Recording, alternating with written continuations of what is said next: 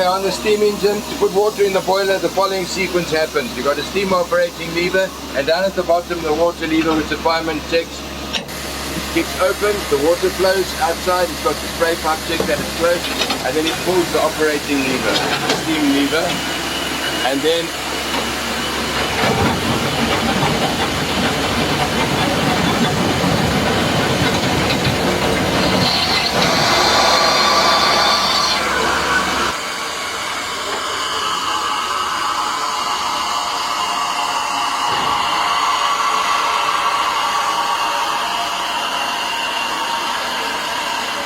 the water sings and it falls into the boiler, and if you look closely here, you'll see it's bobbing up and down. And that will also stop the locomotive blowing off, which will annoy the driver.